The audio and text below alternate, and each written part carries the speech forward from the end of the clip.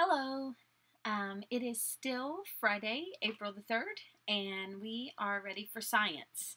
I have my book out. You should have your book out, and we are turned to page 218 today. We are starting into this chapter on sound, and today's section is called Properties of Sound Waves. Properties of Sound Waves. And the page I want you to have out with you is the study guide, and it is page 147. Page 147, and it's got the picture of like the coil or the spring on it. And we are just going to be completing the front side of this today. We are going to be reading page 218 and 219 and then completing the front side. Okay, that's all. So it says, actually I'm going to read through this with you today, and then I'm going to show you a couple things and we're going to talk about this together. Okay, so look at it with me. Engineers like Mr. Fogel must understand sound to design technology that can be used to help others. What do you know about sound? And we've already talked about this idea yesterday. Sit quietly for a moment and listen. And you've already done that. I saw some of your comments about what you were hearing. People in the kitchen breathing, rustling of papers, scissors that were cutting paper. You may hear the hum of air moving through a vent or the ticking of a clock. Perhaps a noisy truck or train is passing nearby. A chair may squeak or shoes may rustle on the floor. Although each sound is different, all sounds are made in a similar way. Each sound started because an object moved. Okay, so there was a sound. Can you identify the sound?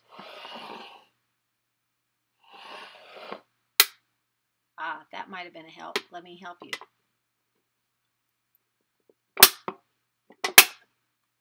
What do you think that was? It's a can, right? The can was moving across my desk, and then the aluminum was what was cracking.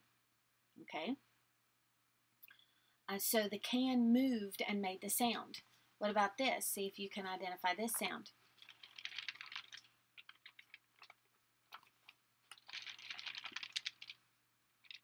Can you hear that?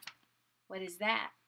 It's pages. It's pages in the Bible being turned.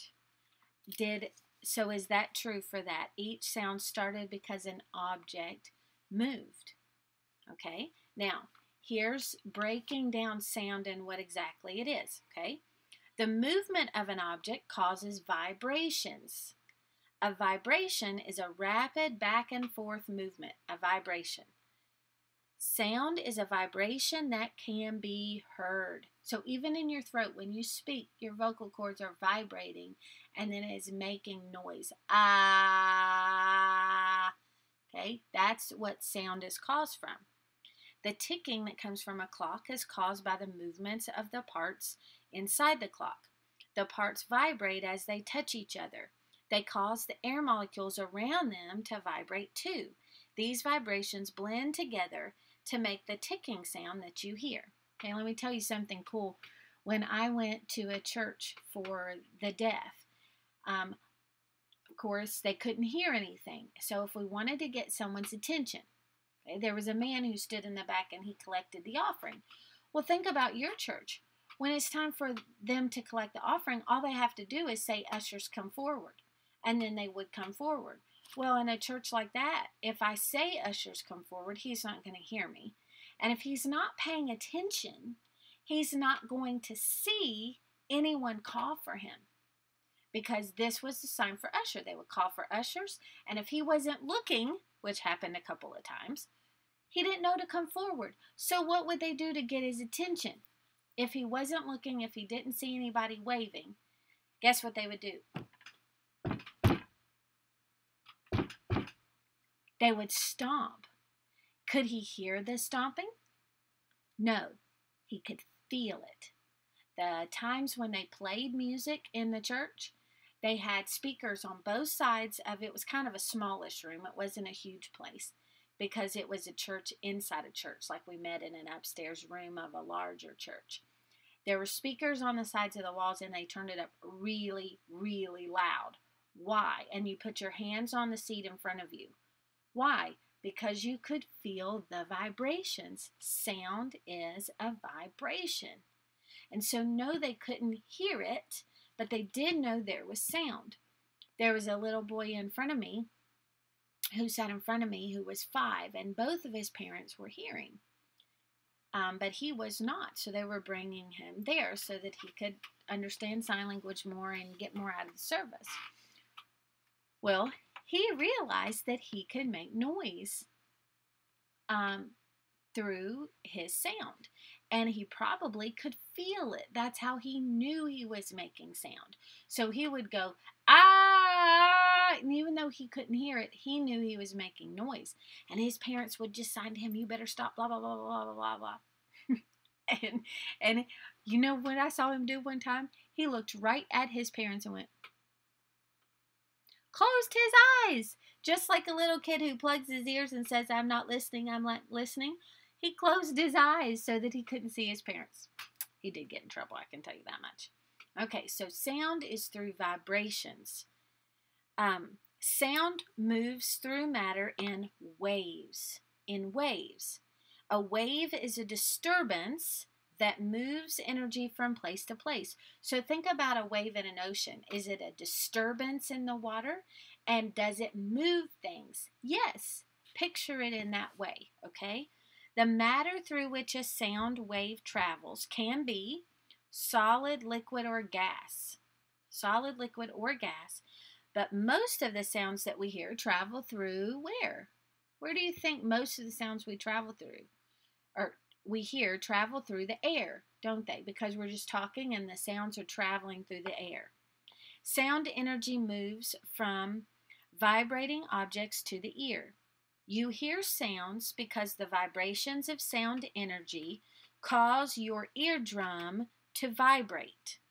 As the vibrations are carried through the bones of your middle ear, the vibrations are changed into nerve messages, and your brain then interprets these messages and tells you what you heard. Isn't that amazing?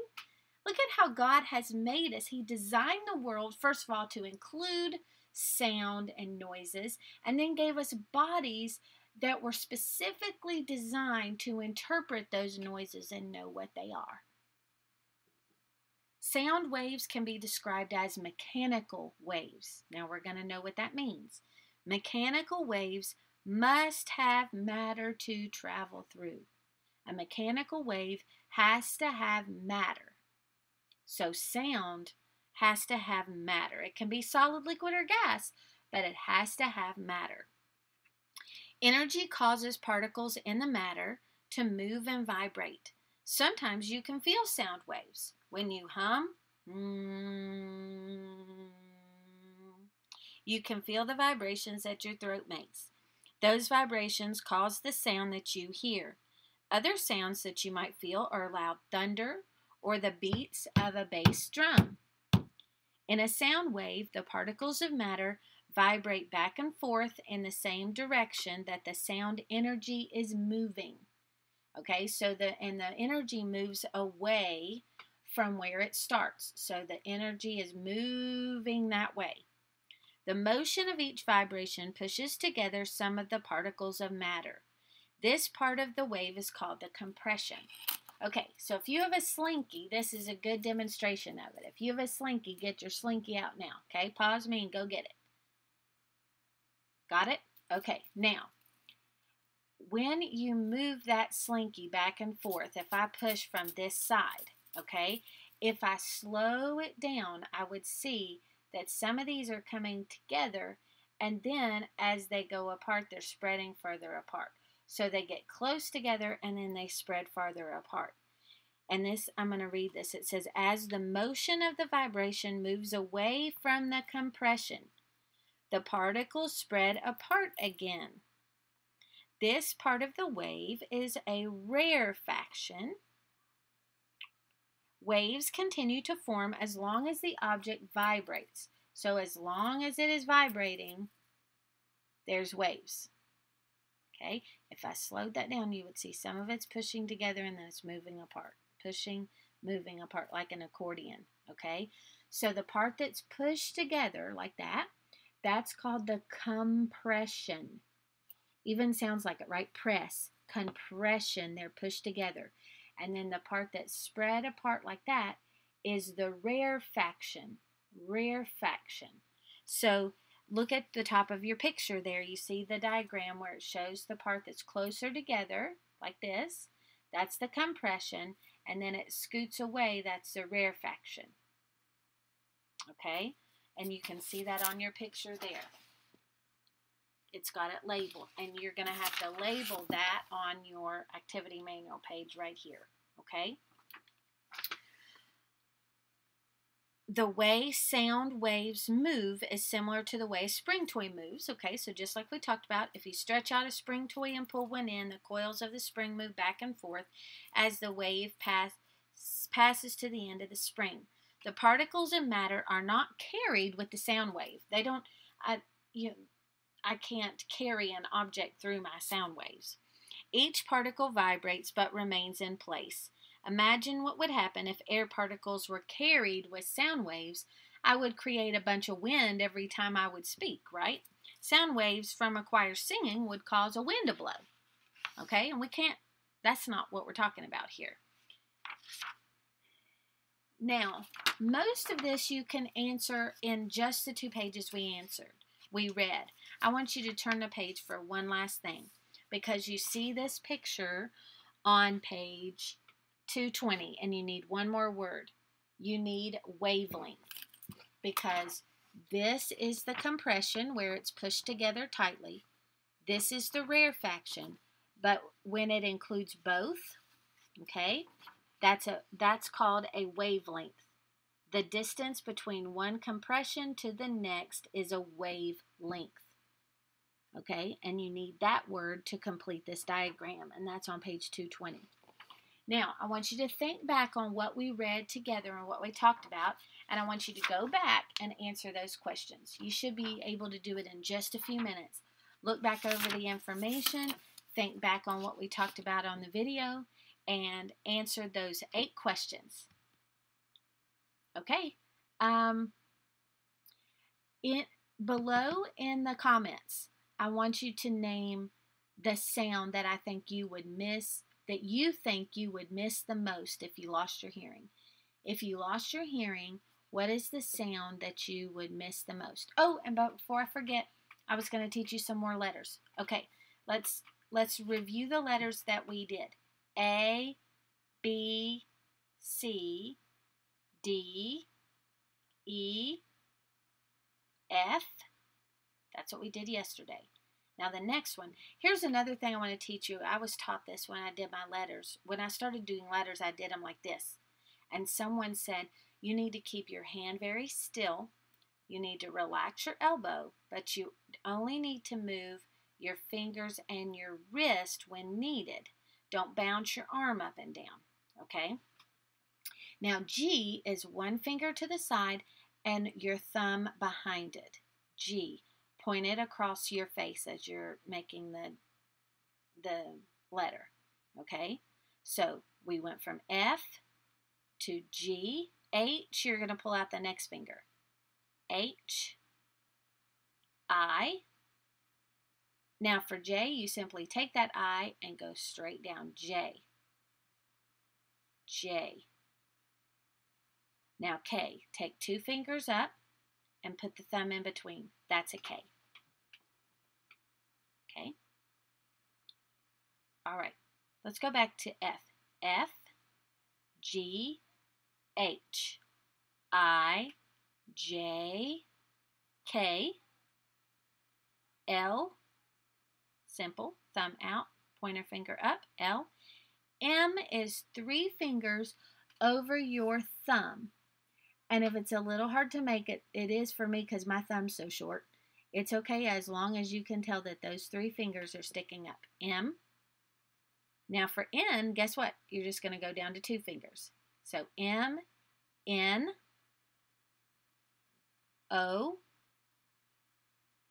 and then P, you're going to take your K and you're going to twist it and point it down. so that I see this part of your hand now, and it's pointed down.